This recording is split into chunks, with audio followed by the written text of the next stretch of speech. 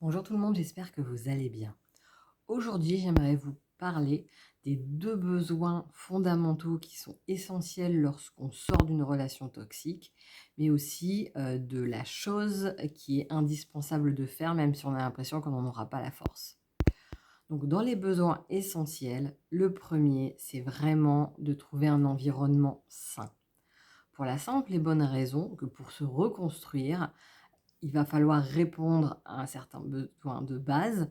et c'est compliqué de le faire dans l'environnement toxique. C'est pour ça que j'ai des victimes qui me contactent alors qu'elles sont encore dans leur relation toxique et je leur dis: «Ça sera très, très compliqué. On peut amorcer certaines choses, mais on ne peut pas aller vers une guérison, vers une reconstruction encore dans ce type d'environnement».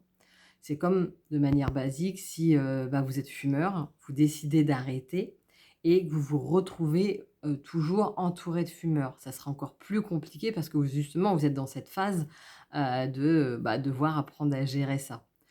Par contre, effectivement, si, moi, par exemple, je n'aime pas l'alcool, donc si je me retrouve entourée de personnes qui boivent, une soirée et cetera, ça va pas du tout me déranger parce que je n'ai pas cette envie, je n'ai pas cette pulsion, c'est même quelque chose qui ne me plaît pas. Donc là, c'est vraiment de tenir compte de vous, votre état actuel qui va être vraiment de revenir vers vous, de vous sécuriser, d'amener plein de bonnes choses qui vous ont manqué quand même ces derniers mois, voire ces dernières années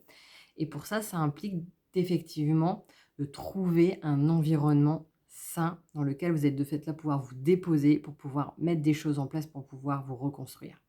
Donc ça, c'est le besoin numéro un. Et le besoin numéro 2, ça va vraiment être un besoin de repos. Parce que là, il y a eu je rentrerai dans d'autres vidéos dans le détail de ce qui se passe dans le corps, mais il y a un vrai, vrai, vrai épuisement sur tous les plans. Un épuisement physique, un épuisement psychologique, un épuisement énergétique, un épuisement émotionnel. Donc là, il y a un moment ou un autre, si vous ne voulez pas qu'elle se répercute physiquement par des maladies, même par des accidents qui vous obligeraient à vous arrêter, c'est nécessaire que vous preniez, ce temps-là de dire: «Bon, bah, là, il faut vraiment, vraiment que je récupère, que je me repose, que je m'apporte du calme». Alors, ça n'enlèvera pas peut-être, enfin, c'est sûr, ça n'enlèvera pas le leitmotiv qu'il peut avoir face, ce que Pervers Narcissique a laissé comme empreinte de discours et cetera qui peuvent tourner en boucle. Mais pour autant, ça va nécessiter de là prendre du temps pour faire ce qui vous permet de vous reposer. Donc que ça soit d'être dans le silence, mais ça peut être aussi au contraire d'écouter de la musique qui vous fait du bien en fait. Ça va être de trouver ce qui vous permet, vous, de récupérer, en plus de dormir, en plus de prendre du temps pour vous, en plus de vous poser. Donc dans un environnement sain qui permet de ne pas être, sur le qui-vive à appréhender la réaction de l'autre, eh bien, il va vraiment falloir vous obliger à prendre ce temps-là parce que pourquoi j'insiste là-dessus? Parce que j'ai des clientes qui parfois, ce que je peux comprendre aussi, justement quand c'était, victime dans une relation de couple, comme elles se séparent, elles vont à tout prix dire: «Bah, non, mais moi je dois garder mon travail, je dois vraiment même bosser encore plus, parce que je me raccroche à ça». Donc je comprends le côté, alors c'est bien de bosser, d'être justement dans cette indépendance financière quand on peut, parce que ce n'est pas le cas de toutes les victimes. Mais pour autant, c'est important de prendre ce temps réellement, de devoir dire: «Là, je me pose» et oui, ça veut dire qu'il va y avoir aussi un moment de vide, un moment de devoir prendre conscience qu'on est perdu, de devoir prendre conscience de l'état dans lequel on se trouve sur tous les plans et ce n'est pas simple, mais c'est nécessaire par la suite pour se reconstruire. Et donc ça, c'est les 2 besoins essentiels, besoin d'un environnement sain et besoin de repos. Et ce qui est en parallèle, qui peut sembler contradictoire, mais il faut pourtant le faire, c'est aussi de devoir faire face, et de faire ce qu'il y a à faire. C'est-à-dire, si, vous avez justement une relation de couple avec, quelqu'un, que vous avez un bien en commun, par exemple la maison où il y a des enfants, où il y a tout ça, c'est déjà d'amener une procédure, pour la garde des enfants ou pour la acter la séparation, pour relancer pour la vente s'il y a des biens en commun, pour en fait, il va falloir, même s'il y a un épuisement là et il y aura une envie évidente de plus du tout être en contact avec le PN, ce qui est plus sain, mais pour autant, c'est essentiel de le faire tout de suite parce que sinon le PN va s'en charger de son côté à sa manière pour, bah, en récupérer le plus possible, hein, parce que son besoin de pouvoir, de contrôle et cette problématique qu'il peut avoir vis-à-vis de l'argent qu'il veut à tout prix avoir, ça va encore plus se refléter quand vous êtes partis. Parce que là, justement, il y aura même une envie de vengeance, de faire du mal encore plus et donc que ça soit à travers les enfants, à travers, justement le bien de magouiller ou et cetera, ou de dire: «Bah, j'ai toujours le contrôle sur toi parce qu'il y a toujours ça en commun». Ça, c'est ce qu'il va essayer d'utiliser et lui, il sera en grande forme pour le faire. C'est pour ça que, moi, dès que je suis partie, enfin, même avant de partir, j'avais déjà contacté, quelqu'un, une coach et thérapeute que je connaissais en disant: «Là, je vais avoir besoin d'énergie parce que je suis épuisée. Je viens d'en prendre conscience de l'état dans lequel je suis, mais en même temps, je sais que je vais devoir faire face donc déjà à ce déménagement et ensuite à tout ce qui s'ensuit, en l'occurrence en termes de vente de biens en commun et je sais que ça va être une bataille pour le coup. Donc bah, là, en l'occurrence, c'était: «Aidez-moi parce que j'ai besoin, d'avoir suffisamment d'énergie pour le faire». Et donc c'est pour ça qu'il va falloir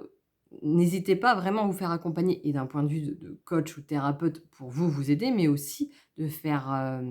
bah, de vous faire accompagner par des représentants, que ça soit un avocat, que ça soit un notaire, que ça soit ce genre de personnes intermédiaires qui soient là pour être en contact avec l'EPN et que vous n'ayez plus à le faire ou du moins le moins possible et que vos intérêts soient le mieux représentés. Parce qu'effectivement,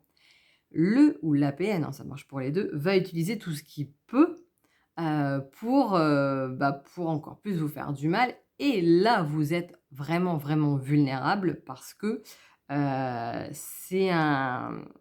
c'est vraiment un entre-deux de quitter le l'EPN. C'est là où il y a pas encore vraiment la prise de conscience de tout ce qui a été vécu, à quel point les empreintes sont profondes, à quel point, la manipulation a eu lieu, à quel point c'était néfaste comme relation et en même temps, il y a eu une perte complète d'identité, par rapport à donc à soi, de ce qu'on veut, de ce qu'on aime et il y a tout ça qu'il va falloir replacer, d'où l'importance d'être accompagné. Mais pour autant, bah, il va falloir faire face déjà en premier lieu pour ne pas le laisser, lui ou elle, gagner encore davantage et de mettre les choses en place là, immédiatement finalement, ne pas laisser l'énergie complètement redescendre et être dans cette lignée-là, ça permettra d'être plus rapidement libéré de ça pour pouvoir vraiment plus rapidement couper tout contact avec le ou la PN et ainsi vous reconstruire vraiment en profondeur du mieux que vous pouvez. Donc voilà, donc n'hésitez pas, à me dire ce que vous en pensez, si vous avez des questions à le poser en commentaire, c'est avec plaisir que je pourrai répondre, du moins si j'en suis capable de vous faire une vidéo là-dessus oui, pour info,